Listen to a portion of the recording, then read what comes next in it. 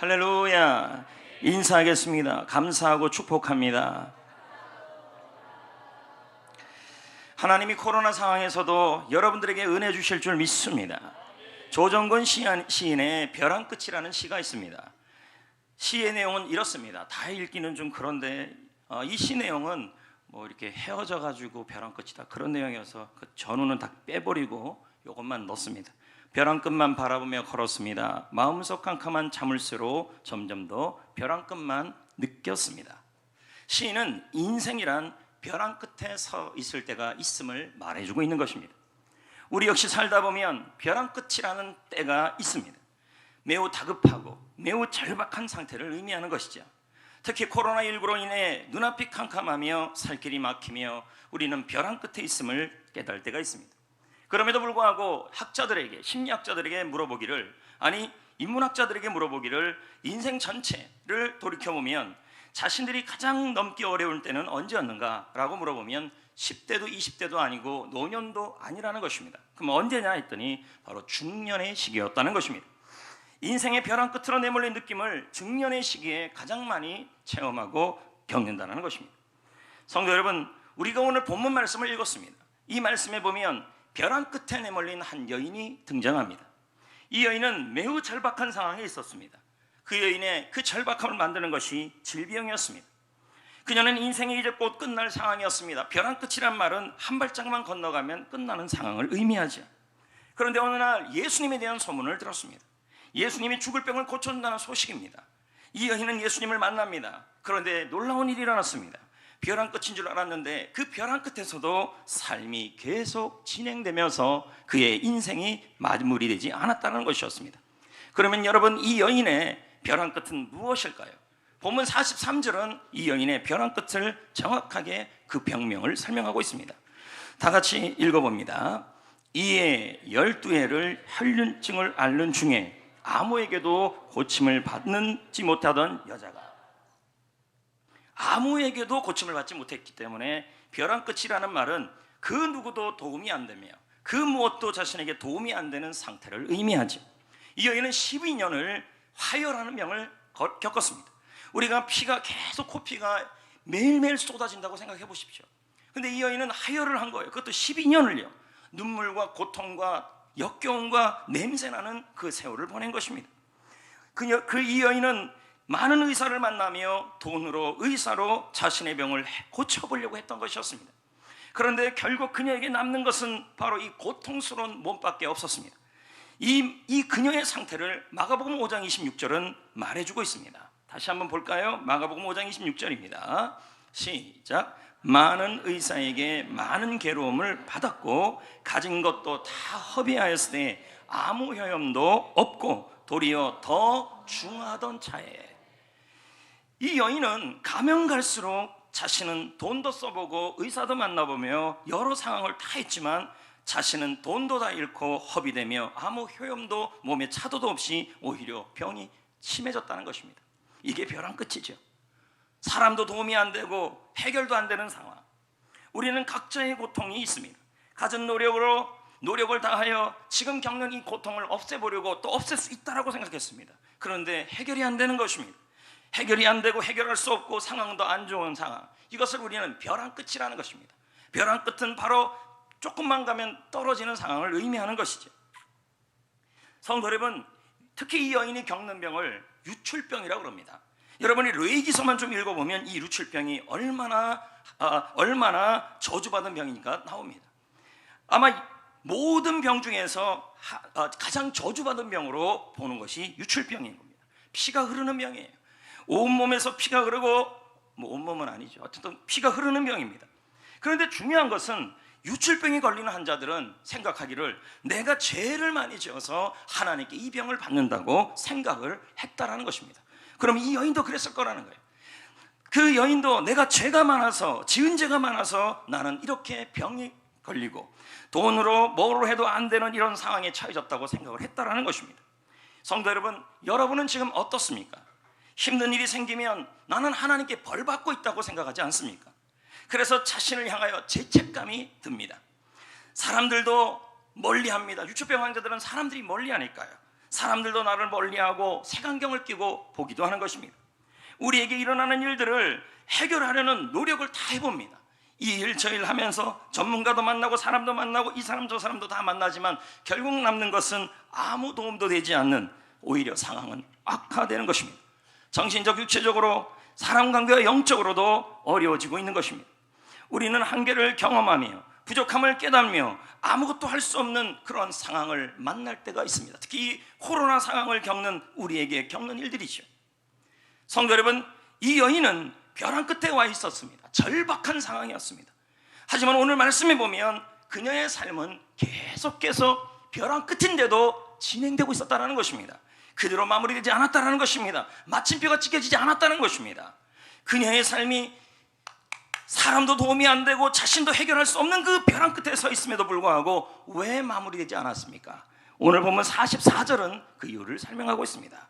읽어볼까요? 시작. 예수에 들어와서 혈류증이 즉시 나았다. 여기서 이 그쳤다라는 말은 완전히 피가 멈췄다라는 말입니다. 그래서 단번에 해결되었다는 의미입니다. 예수님은 이 여인의 삶을 단번에 살려내시고 단번에 해결하시고 완전히 해결하신 것입니다. 그래서 이 말을 요즘에 우리가 쓰는 단어로, 비유적어로 대박이라는 단어입니다. 흔히 우리는 대박 그러면 뭐라 그럽니까? 일확천금이 떨어졌다고 생각하지만 사전은 그렇게 말하고 있지 않습니다. 사전에 보면 대박이란 어떤 일이 크게 이루어짐을 비유적으로 설명한 말입니다.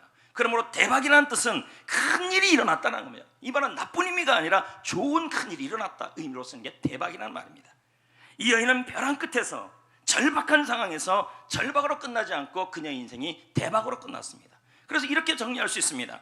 절박할 때도 대박 날 수 있다. 할렐루야. 절박할 때도 하나님께서 큰 일을 할 수 있다. 왜요? 주님은 그녀를 벼랑 끝에서 살려냈기 때문인 것입니다. 그러므로 그녀는 사람도 환경도 자신도 한계를 느끼는 상황에서 그 벼랑 끝에서, 벼랑 끝이 어떤 장소가 됐냐면 예수님이 능력을 행하는 장소가 되었습니다.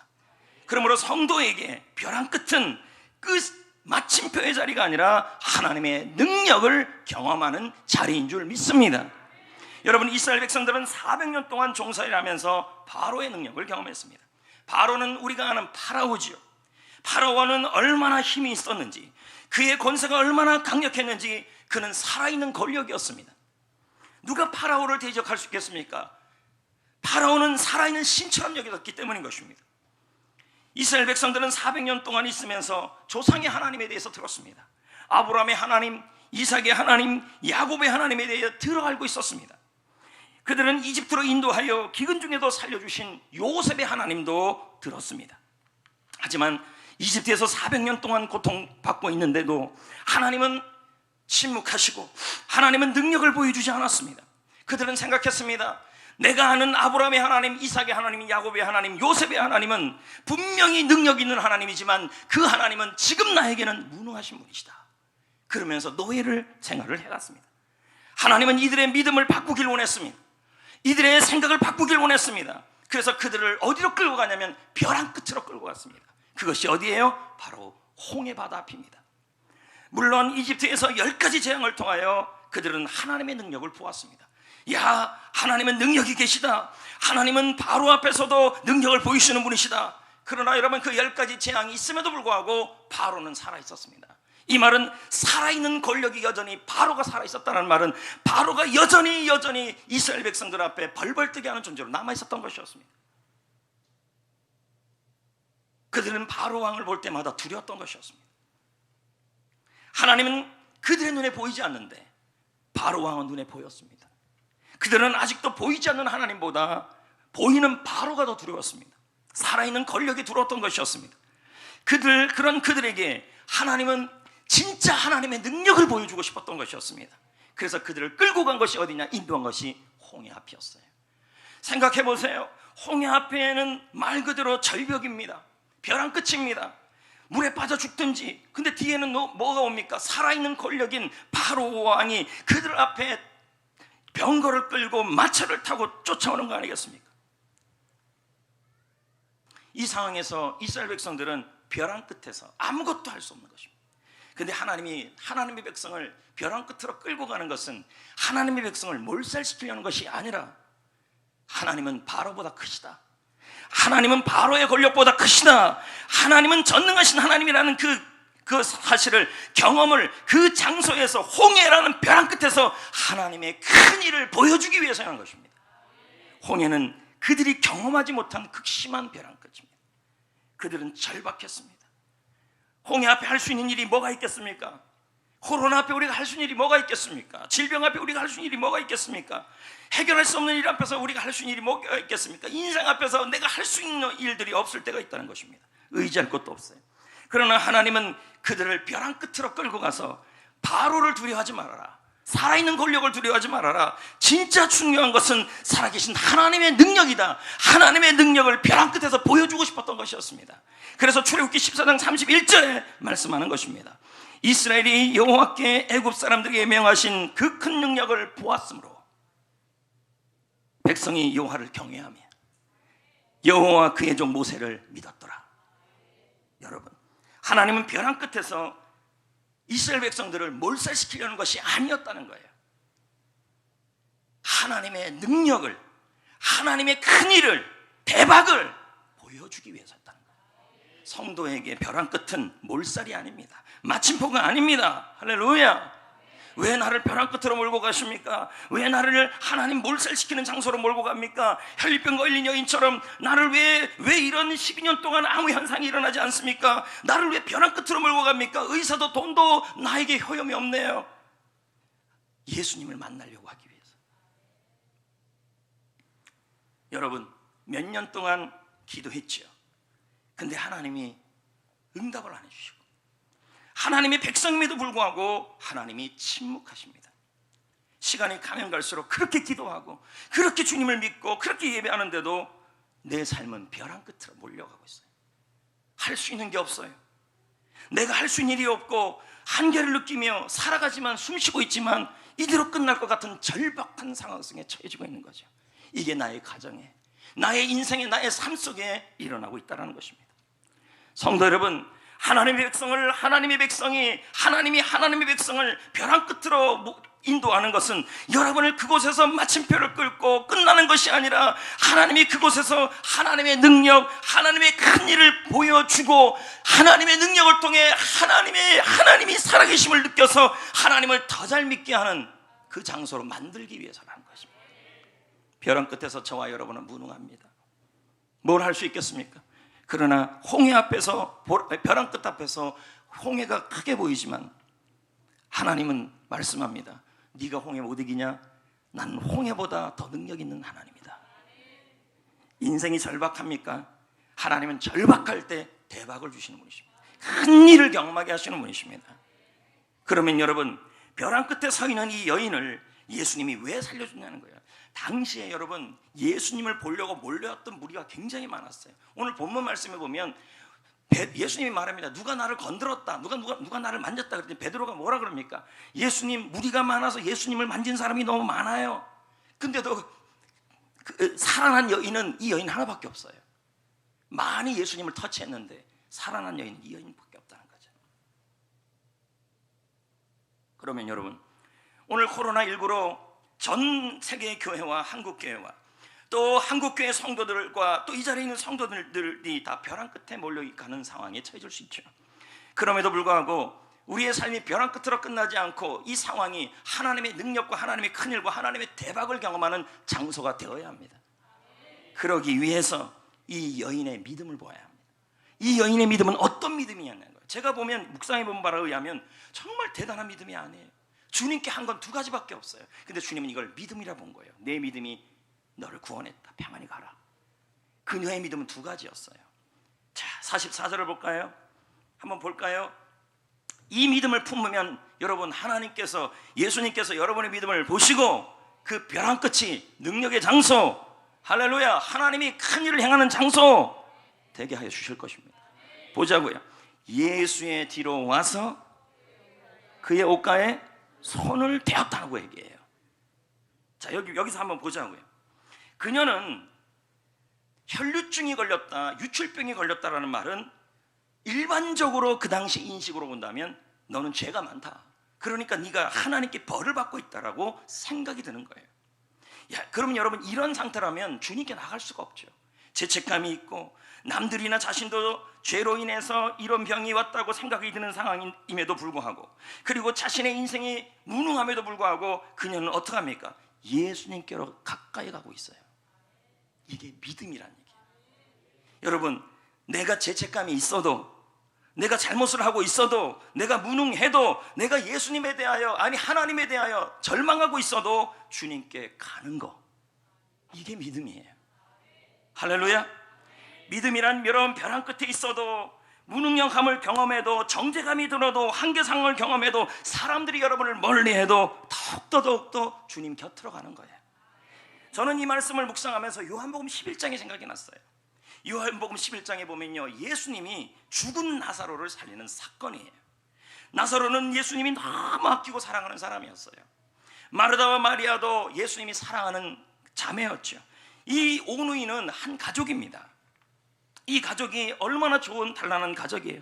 예수님을 사랑하고, 마르다는 가서 음식을 준비하고, 마리아는 예수님의 말씀을 듣고, 나사로는, 나중에 이 나사로가 살아나가지고 얼마나 큰 성교를 감당하는지 모릅니다. 나사로 무덤 그것까지도 존재하지 않습니까? 그래서 오라비 나사로가, 그런데 여러분, 오라비 나사로가 병이 걸렸습니다. 마르다와 마리아는 예수님에게 사람을 보내서, 예수님 속히 와주세요, 제발 빨리 와주세요, 예수님이 오시면 살아날 수 있어요. 마리아는 생각했어요, 마르다도 생각했어요, 예수님이 곧장 올 거라고. 지금 이 가정은 벼랑 끝으로 몰려가는 상황이었어요. 그러나 예수님은 나사로가 위중한 상태라는 소식을 듣고도 이틀을 더 머물고 있어요. 그리고 나사로가 죽어요. 그럼 뭐예요? 마치 홍해 앞에 이스라엘 백성들처럼 예수님이 이 가정을 벼랑 끝으로 몰고 간 것처럼 보여요. 이미 나흘이 지났어요. 장사가 끝났어요. 나사로의 몸은 썩어가고 있어요. 이 가정은 말 그대로 끝난 거예요. 벼랑 끝이에요. 이미 죽은 나사로를 위해서 자매가 할 수 있는 일은 없어요. 예수님이 마을에 들어오실 때 여러분, 마리아와 마르다의 모습이 나와요. 근데 제가 지금 먼저 마리아를 언급해요. 마르다는 예수님이 나흘 만에 오실 때 어떻든 나와요. 근데 마리아는 안 나와요. 성경에 보면요, 마리아가 집에 있어요. 제가 생각을 해봤어요. 마르다보다 마리아는 다 예수님 무릎 앞에 앉아서 말씀을 들었던 사람이에요. 주님에 대한 사랑과 은혜가 많은 사람일수록 주님에 대해서 실망하게 되면 직거가 들어가져요. 근데 마리아가 그랬어요. 집에서 안 나와요. 예수님이 오는데도 안 나와요. 그녀는 늦게 오신 예수님에 대하여 실망하고 있었어요. 예수님, 왜 저는 예수님이 싫어요. 저는 예수님이 너무 미워요. 제 오라비를 죽도록 방치하셨어요. 저는 집안에서 안 나갈 거예요. 예수님도 싫고 다 보기 싫어요. 저는 다 싫어요. 예수님이 제일 싫어요. 아마 그랬을 거라는 거죠. 마리아는 예수님에 대한 실망감 때문에 사람도 싫고 예수님도 싫었어요. 자신이 아무것도 할 수 없는 현실에 절망감까지 들었어요.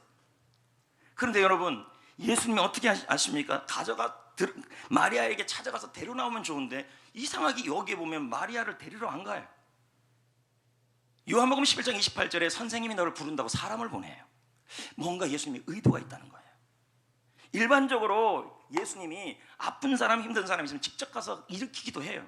근데 오늘 이 마리아에게는 그렇게 하지 않아요. 집에 있는 마리아 보고 나오래요. 기다리고 있는 거예요. 지금요. 실망한 마리아, 예수님에 대해서 실망한 마리아, 더 이상 예수님을 찾기 싫은 마리아, 집안에 갇혀있는 마리아를 향하여 예수님은 지금 가만히 기다리고 있는 거예요. 나는 예수님이 싫어요. 예수님이 내 기도를 들어주지 않았어요. 우리 오빠가, 우리 오라비가 저렇게 죽었는데 예수님이 한 게 도대체 뭐예요? 나 예수님 안 믿을 거예요. 이 정도 됐으면 예수님은 직접 가가지고 마리아를 위로해야 되는데 안 가고 기다리고 있어요. 그리고 예수님의 눈빛에서 이런 음성을 읽을 수가 있었을 겁니다. 마리아야, 나와라. 그 절망의 방에서 나와라. 지금 예수님은 직접 가서 끌어낼 수도 있지만 마리아에게는 네가 나오라고 그러는 거예요. 실망의 방에서 나와라. 그래도 나에게 가까이 와라. 네가 나에 대해서 실망하고 나 예수에 대해서 실망하고 사람에 대해서 실망하고 인생이 절망감이 없고 오빠에 대해서 죽어서 실망한다 할지라도 그 벼랑 끝에도 나와라. 내가 벼랑 끝까지 너를 몰아간 것은 너를 몰살시키는 것이 아니라 하나님의 능력, 예수의 능력을 보여주기 위해서다. 나와라. 더 흥미로운 게 뭔지 아십니까? 11장 30절이에요. 볼까요? 예수님이 절대 그 집으로 안 가요. 기다리고 있어요. 볼까요? 시작.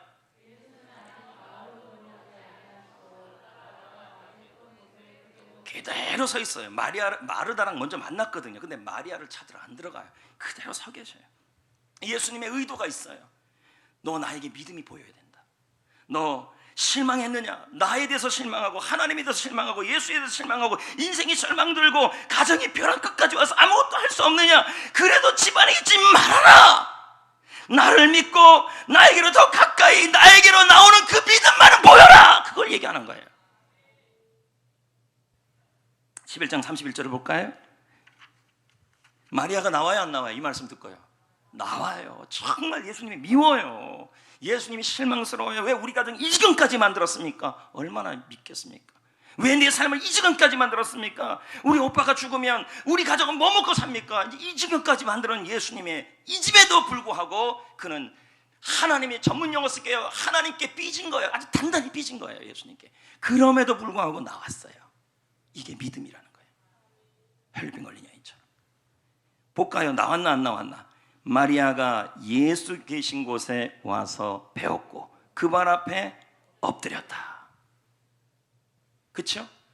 그런데 예수님한테 실망한 마음을 표현해요. 이 32절에 계속 그 다음 구절이 이렇게 나와요. 주님이 여기 계셨다면 내 오빠가 안 죽었습니다. 얼마나 답답하면 이런 말을 예수님께 했겠습니까? 여러분, 주님은 이걸 나무라지 않아요.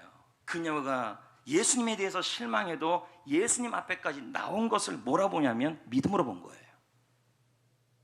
그리고 어떡합니까? 그녀가 엉엉 울면서 예수님, 저는 예수님이 만약에 계셨다면, 예수님이 빨리 오셨다면 내 오빠가 안 죽었을 텐데 예수님. 근데 이 여인은, 이 마리아는 그렇게 예수님께 실망해도 뭐해요? 주님 앞에 가까이 왔다라는 거예요. 다가왔다라는 거예요. 그리고 예수님은 이 여인을 향하여 어떡합니까? 나무라지 않고 성경에 보면 눈물을 흘리셨다 그래요. 뭡니까? 그 마음을 이해했다는 거예요. 그래, 네가 답답한 거 이해한다. 그러나 네 생각과 내 생각이 다르지 않냐? 내가 너희 가정에 이렇게 벼랑 끝으로 만든 것은 너희 가정을 몰살시키는 것이 아니다. 그래도 너 이런 상황에서도 내가 너희 가정에 하나님의 능력, 예수의 능력을 보여주기 위해서다. 그런데 그러기 위해서는 네가 거기서 방 안에 있으면 안 된다. 벼랑 끝까지 내가 너를 데려온 것은 너에게 하나님의 능력을 보여주기 위해서다. 그렇다면 믿음을 보여야 한다. 그 믿음이 뭐예요? 나에 대해서 실망이도 벼랑 끝까지 와도 주님께 가까이 나오는 믿음을 얘기하는 거예요. 실제로 여러분 요한복음 11장에 어떻게 나옵니까? 믿음을 보시고 해요. 죽은 나사로를 살려요. 성도 여러분, 혹시 하나님에 대해 실망했습니까? 주님에 대한 실망, 좌절, 원망으로 주님을 외면하고 있습니까? 그래도 우리 주님은 기다리십니다. 근데 여러분에게 직접 가지 않고 가까이 올 때까지 기다리십니다. 왜요? 주님의 의도가 있어요. 먼저 가서 여러분을 붙들고 일으킬 수도 있지만 여러분 어떨 때 주님에 대한 실망 때문에 나를 벼랑 끝으로 몰고 가는 상황에서 주님 왜 그러십니까? 라는 실망과 좌절과 원망이 있을 때 이때일수록 여러분 직접 주님이 여러분을 한 게 아니라 주님이 기다리면서 여러분의 믿음을 보여서 그 벼랑 끝이 하나님의 능력의 장소, 체험의 장소가 되기를 원하시는 것입니다. 그러므로 여러분 정죄감이 들수록 사람이 여러분을 멀리할수록 무능함을 느낄수록 하나님께 실망할수록 어떻게 해야 돼요? 더 주님께 나와야 돼요. 그 발걸음을 보이셔야 돼요. 그 믿음을 보시고 주님은 우리를 살리셨어요. 여러분, 그런데 여러분, 우리가 주님 앞에 가까이 나아간다 그래서 모든 사람을 예수님이 그 벼랑 끝에서 큰 일을 행하시는 건 아니라는 거예요. 왜냐하면 제가 아까 서두에도 말씀드렸지만 당시에 예수님이 지나갈 때, 혈류병 걸린 여인이 지나갈 때, 예수님이 지나갈 때 예수님을 만진 사람과 가까이 한 사람도 너무 많았어요. 근데 예수님이 유독 나의 능력이 나갔다고 한 사람이 있었다는 거예요. 이게 혈류병 걸린 여인이었어요. 왜요? 그녀에게는 믿음이 있었기 때문이에요. 어떤 믿음이냐면 예수님께 가까이 나갔어요. 주님이 내가 벼랑 끝까지 왔어요. 그럼에도 불구하고 예수님이 이 벼랑 끝에서 벼랑 끝을 몰살로 끝내지 않고 예수님이 큰 일을 하실 것이라고 기대하는 그 기대하는 믿음이 있어야 그게 바로 뭐예요? 진짜 믿음이라는 거예요. 여러분, 주님께 가까이 온다고 해서 하나님이 다 큰일 행하시는 게 아니에요. 오늘도 주님께 가까이 예배당에 나왔어요. 그러나 예수님이 자신을 위해 큰 일을 행하실 것을 기대하면서 나오셔야 주님이 그 믿음을 통해 큰 일을 하십니다. 왜요? 믿음은 기대하는 것, 바라는 것들의 표상이요, 실체이기 때문에. 여러분, 벼랑 끝에 있어도, 그래서 하나님이 나를 그 자리까지 끌고 간 것 같아도, 주님, 그래서 내가 하나님께 실망해도, 당장 불리한 일이 일어나도, 부족함이 있어도 여러분 어디 가시겠습니까? 주님이 나를 벼랑 끝에 모르고 갔다가 느낌이 든다 할지라도 여러분 이런 마음을 먹어야 합니다. 천부여 의지 없어서 주 나를 박대하시면 나는 어디 가겠습니까? 결국 내가 예수 믿다가 하나님께 실망하여 벼랑 끝까지 있다 할지라도 주님께서는 결코 그 자리에서 나를 몰살시키지 않을 것이다, 끝내지 않을 것이다, 하나님이 큰일 행하실 것이다. 그러면서 주님께 가까이 오고 기대하고 하나님의 일을 기대하고 나오는 것이 바로 믿음이라는 거예요. 그 믿음에 하나님이 일하신다는 거죠. 조금 전에 살펴본 나사로의 이야기를 계속 봅니다. 나사로가 죽었지요. 그의 가정은 지금 벼랑 끝에 몰렸지요. 가만히 말씀드려 본다면 예수님이 벼랑 끝으로 몰아간 겁니다. 왜요? 이틀 먼저 안 왔거든요. 근데 결론은 항상 그렇습니다. 하나님의 백성을 벼랑 끝까지 하나님이 어떻든 의도적으로 갈 때는 하나님이 그 장소에서 하나님의 능력을 보이기 위해서였어요. 그런데 예수님이 늦게 오지요. 근데 여러분, 마리아는 집에 있었지만 마르다는 나가요. 제가 계속 생각해 봤어요. 마리아는 너무 심하게 삐진 거예요, 지금 예수님에 대해. 왜 그럴까 또 생각해 봤어요. 아까도 말씀드렸지만 은혜를 많이 받은 사람일수록, 예수님께 은혜를 많이 받은 사람일수록 마리아는 얼마나 은혜를 많이 받았어요. 예수님이 응답을 안 해주면 실망이 더 큰 거예요. 그렇다고 마르다는 들었다는 건 아니에요. 그런데 마르다는 예수님께 나아가서 이렇게 말해요. 똑같은 말을 해요. 우리 예수님이 여기 계셨다면 내 오빠가 안 죽었을 겁니다. 이게 무슨 뜻이에요?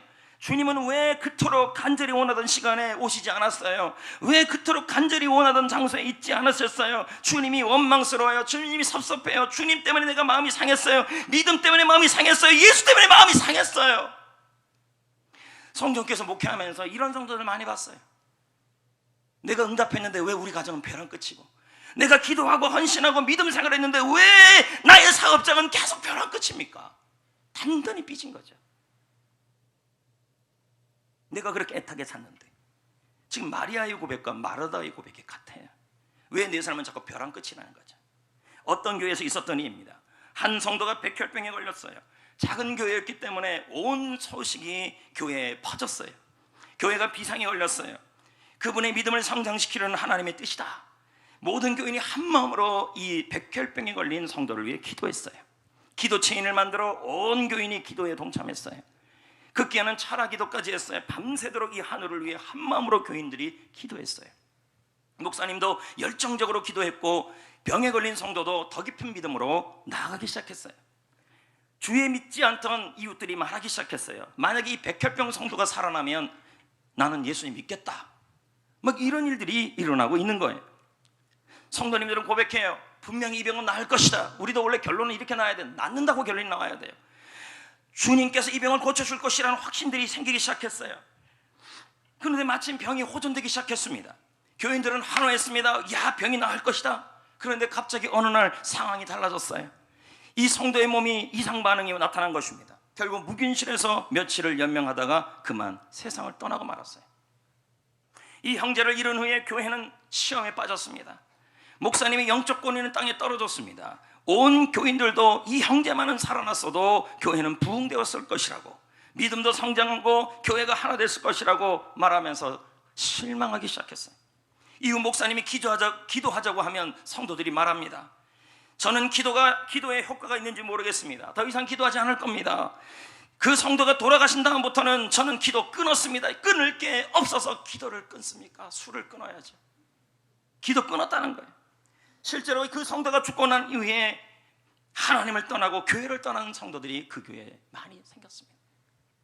여러분, 신앙생활 할 때 이런 일들이 있어요.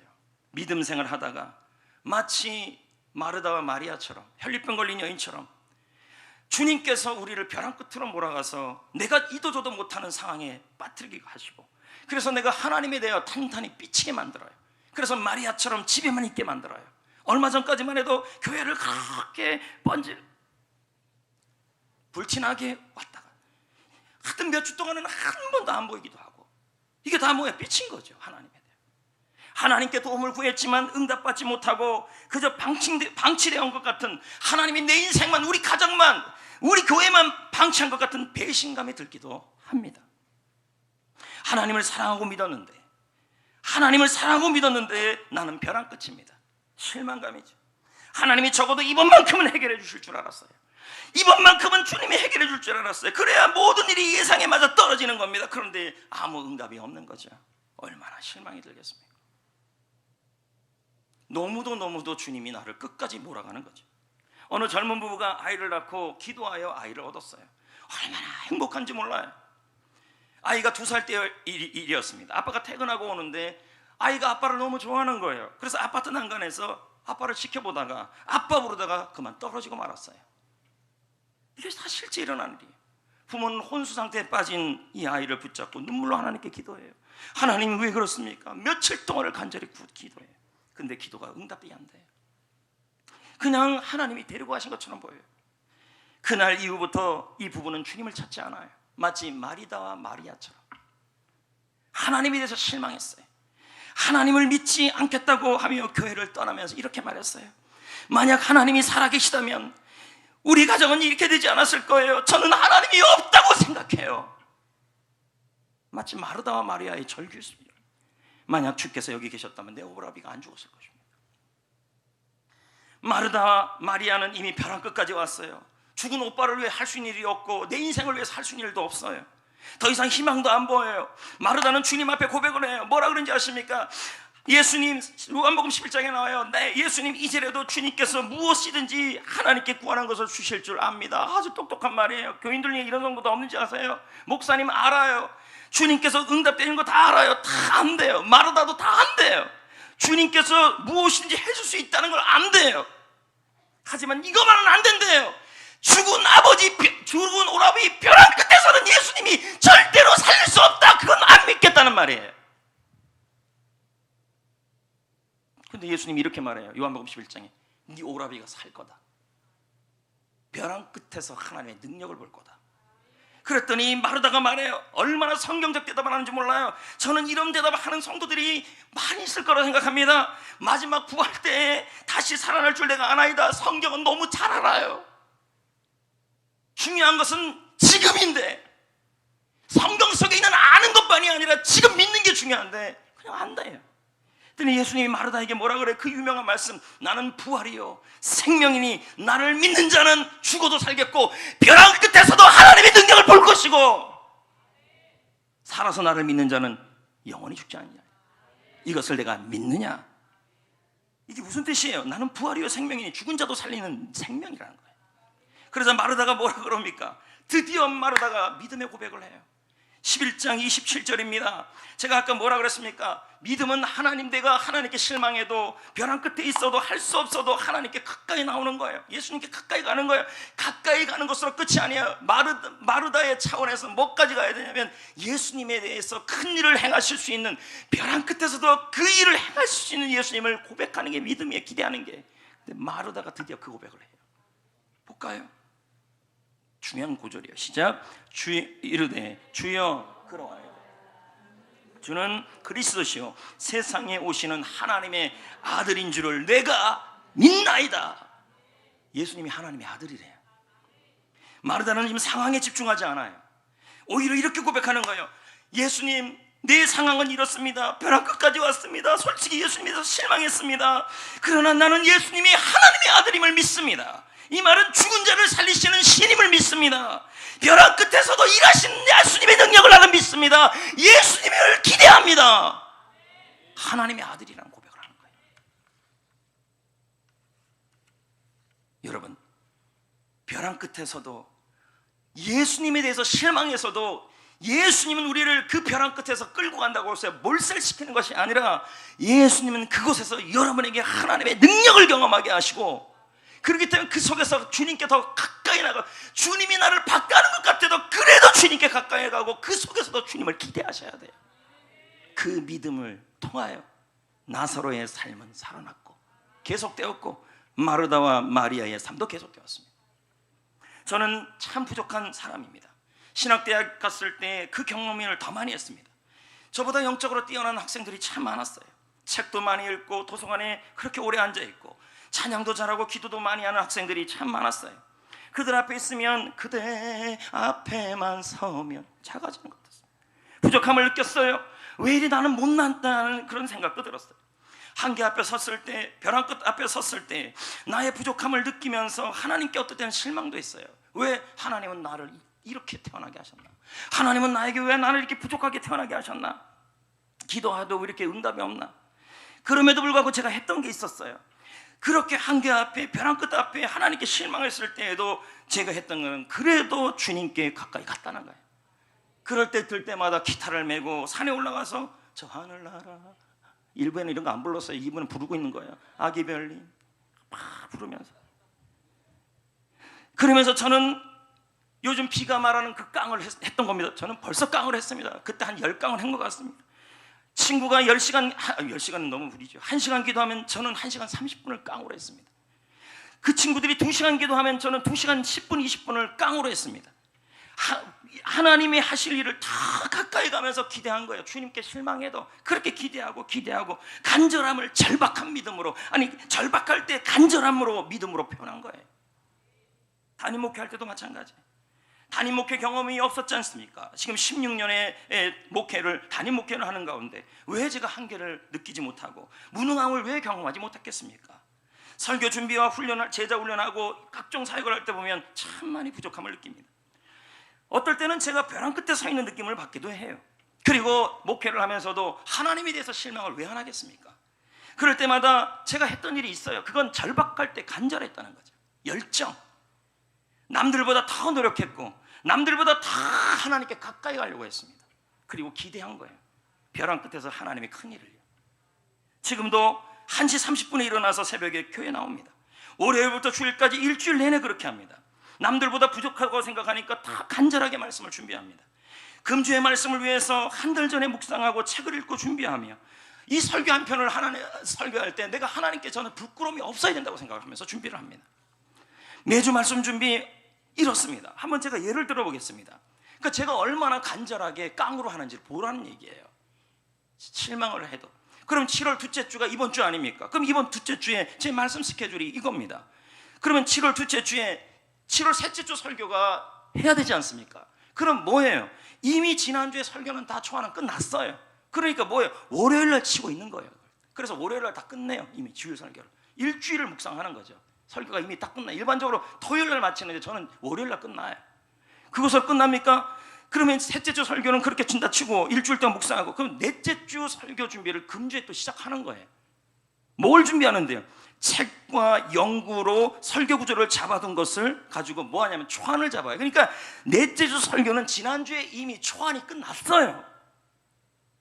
지금 이해를 하시나요? 그래서 이번 주에 하는 말이, 이게 지금 이해를 하시는지 모르겠어요. 넷째 주 설교를 가지고 뭐 하냐면 초안을 잡아둔 걸 갖고 초안을 준비해서 들어간다는 말이에요. 그리고 8월 첫째 주 말씀을 이미 지난주에 묵상이 끝났어요. 그걸 갖고 설교 뼈대를 잡고 책과 읽은 자료를 집어넣는 작업을 이번 주에 또 해요. 그리고 8월 둘째 주 말씀을 이번 주에 묵상을 해요. 그러니까 4개를 하는 거예요, 한 주에. 왜 그렇게 하는데요, 목사님? 왜 그렇게 하냐면 묻는다면 간절함이에요. 부족해도 하나님께 어떨 때는 왜 실망 안 하겠어요? 그런데도 어떨 때 이거 치고 앉아 있어요. 그러면 그 외 사역이 없나요? 제자 훈련이나 외부 일정 없나요? 다 해요. 하는데 그걸 해요. 하나님 앞에 믿음이에요. 간절함.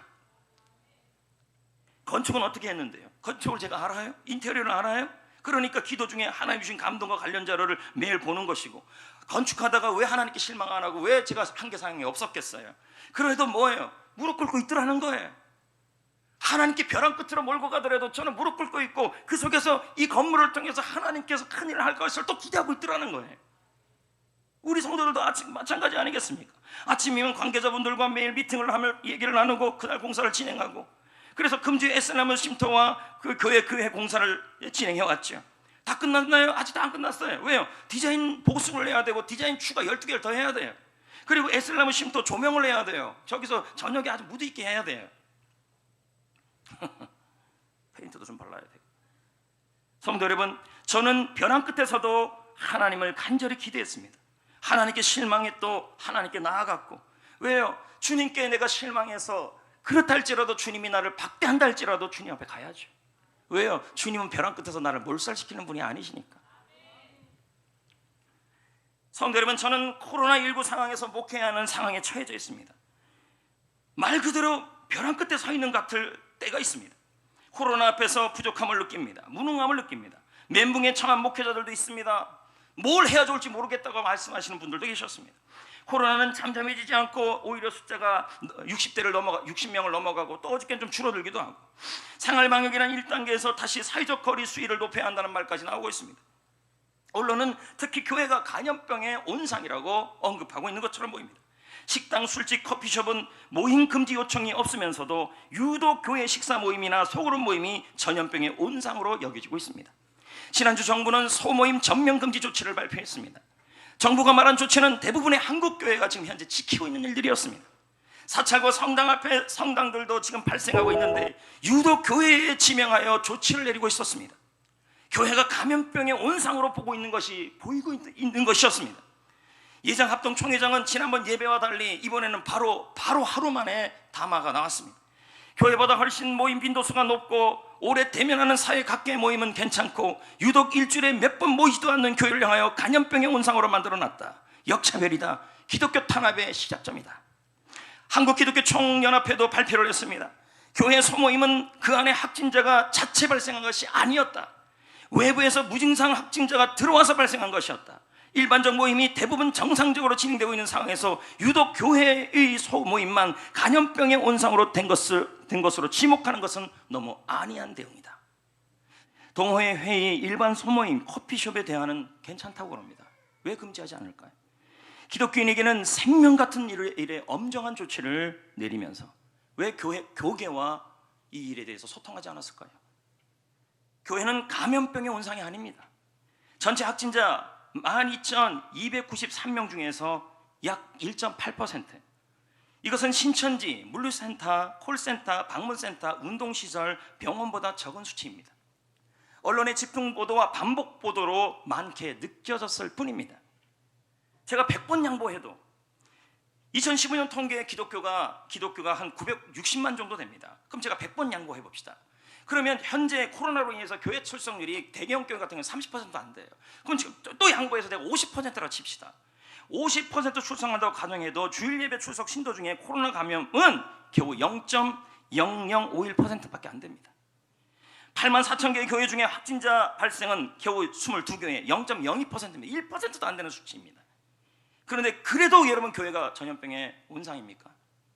코로나가 일어나고 나서 한국교회는 누구보다 선제적 방역을 했습니다. 적극적으로 방역했고 생명 같은 예배도 온라인으로 바꿨습니다. 그런데 돌아오는 것은 종교적 역차별이었습니다. 성가대는 되지만 성가도 연습은 안 된다. 이게 그 안에 다 들어있어요, 여러분. 교회 식사는 안 되지만 식당에서 먹는 것도 된다. 예배 시간에 찬송가 부르지 마라, 가급적이면. 이게 그 안에 다 들어있는 내용들. 총리가 예배에 대해서 이렇게 드려라 저렇게 드려라, 종교의 자유를 지금 간섭하고 있는 겁니다. 종교의 자유는 기본권입니다. 제한할 수 없는 절대 영역의 보장 영역입니다. 헌법 10조의 내용이죠. 감염병 예방 수칙에 의거한다 해도 예배의 내용에 대해서 간섭하고 예배 내용까지 간섭하는 것은 기본권 본질을 침해하는 것입니다. 헌법 20조 2항에 정교와 정치와 교회는 분리되어야 하고 그것도 위반된 것이며, 헌법 37조 2항에 과잉 금지, 금지하더라도 너무 과잉하는 것에 대한 원칙도 위반하는 것입니다. 또한 모든 교회 모임 금지령은 국가 권력이 정교회 좌우를 제한할 수 없도록 하는 헌법 20조 37조에 대한 위반입니다. 예배가 아닌 수색, 감시의 목적으로 공무원들이 예배를 방해하고 감찰하는 것은 헌법 158조, 314조, 319조에 대한 위반입니다. 저는 묻고 싶습니다. 동성관계도 제대로 안 한 동성애 클럽, 이태원 클럽 감염자들을 향해서는 인권보호라는 이름으로 제대로 보도도 안 했습니다. 그런데 교회는 위법시 참석자들을 즉시 처벌하겠다고 말하고 있습니다. 소모임 금지 명령이 왔을 때 저는 목사님들과 긴밀하게 연락하며 어제까지도 정보를 공유했습니다. 총리실에 문의를 했습니다. 같이요. 총리가 이 발언을 했지만 이것은 가이드라인이며 세비시침은 지방자치처에서 해야 된다는 것입니다. 경기도청 문화종목과에도 연락을 했습니다. 그랬더니 주일 예배, 주중 예배, 교회 학교 예배는 괜찮다. 하지만 모임은 자제해달라. 모임을 가지면 무조건 그러면 벌금 내야 됩니까? 했더니 아니다. 감염자가 나타났을 때다. 어제 시장님과의 이야기를 통해 시장님도 그 얘기를 하더라고요. 목사님들 처벌이 목적이 아니다. 코로나 일어나고서 저희들이 목사님과 만난 게 3번이 넘지 않냐. 절대 처벌이 아니라 조심해달라는 예방이 목적이다. 제 얼굴을 봐라. 시장님 그러더라고요. 내가 벌금 물 얼굴이냐 이렇게까지 얘기하셨어요. 본인도 그런 얘기를 하더라고요. 온라인으로 예배 드려봤는데 믿음이 흐트러지더라는 거예요. 시장님이 그 얘기까지 하시더라고요. 결론은 뭡니까? 정규 예배 같은 소모임도 방역을 하라는 얘기죠. 그리고 지금 현재 총리의 교회 모임 금지령에 대하여 1000명의 목사님, 저도 포함해서 가처분 신청을 법원에 내고 있습니다. 성도 여러분, 이런저런 소식을 들을 때마다 벼랑 끝에 서 있는 것 같아요. 목회가, 교회가, 신앙생활이. 지난 예배 제안할 때와 똑같아요. 지금요. 금요일부터 아침부터 소모임 가지 마라, 행사 금지해라, 식사하지 마라, 불안을 조성하고 있는 것입니다. 그럼에도 불구하고 저는 오늘 말씀을 통하여 우리 성도님과 저와 함께 힘을 얻어야 합니다. 눌리지 말아야 합니다. 교회는 철저히 방역하고 있습니다. 저는 교회만큼 안전한 곳이 어디 있냐고 생각을 합니다. 특히 우리 교회는 전신소독기 들어오면 소독이 다 되는데요. 지금요. 마스크 쓰시고 손소독하시고 전신소독하시고 철저히 방역하시면 됩니다. 기도하시고. 그리고 오늘 식사도 제가 갈등 되게 많이 했습니다. 먹을 겁니다. 대신 여러분 교회 곳곳에 이렇게 나눠줘서 드시면 됩니다. 식당에서 드시고 저기서 드시고 여기서 드시고 여기서 드시고 소그룹 모임에서 드시고 교회 안전합니다. 너무 눌리고 있는 것 같아요.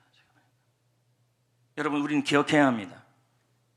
한국 교회가 벼랑 끝이고 믿음이 벼랑 끝이고 인생이 벼랑 끝이고 가정이 벼랑 끝이면 하나님이 나를 거기로 몰아간 것 같아서 하나님께 너무 실망스럽다 할지라도 하나님을 여러분에게 실망을 주려고 하는 것이 아니라 그곳에서 하나님의 큰일, 대박, 하나님의 능력을 경험하기 위해서입니다. 그러므로 여러분 절박할수록 하나님께 실망할수록 주 나를 박대하시면 나 어디 갑니까? 그래도 나 주님 앞에 갈래요. 믿음입니다. 주님 앞에 와서 어떻게 해야 됩니까? 기대하셔야 합니다. 마리아처럼 예수님은 하나님의 아들입니다. 주님은 없는 것을 있게 하시는 분이십니다. 주님에 대한 기대를 가지셔야 합니다. 그 믿음을 보시고 그 믿음이 나를 살리고 나의 삶이 벼랑 끝에서 계속되게 할 겁니다. 그러니까 요한복음 8장 37절에 이런 말씀이 있잖아요. 나를 믿는 자는 성경의 이름같이 그 배에서 생수의 강이 흘러나리라. 믿는 자는 계속 삶이 계속 된다는 거죠. 이제 말씀을 맺겠습니다.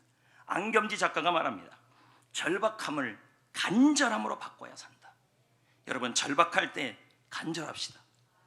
주님 앞에 실망해도 나를 왜 우리 가정을 왜 내 인생을 왜 내 육신을 왜 벼랑 끝까지 몰고 가십니까?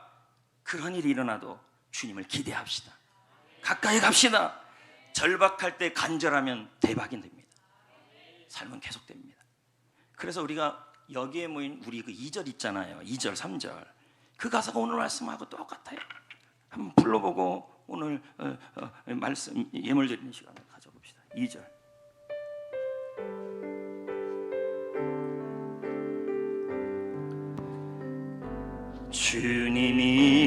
주님이 뜻하시니 헤아리기 어렵더라도 언제나 주 뜻 안에 내가 있음을 아노라. 사랑과 말씀들이 나를 더욱 새롭게 하니 때로는 넘어져도 제 승리를 믿노라. 이 믿음 더욱 굳세라. 주가 지켜주신다.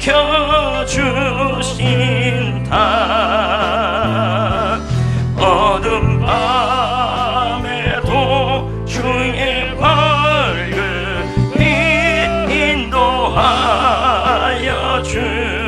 우리 잠깐만 기도합시다.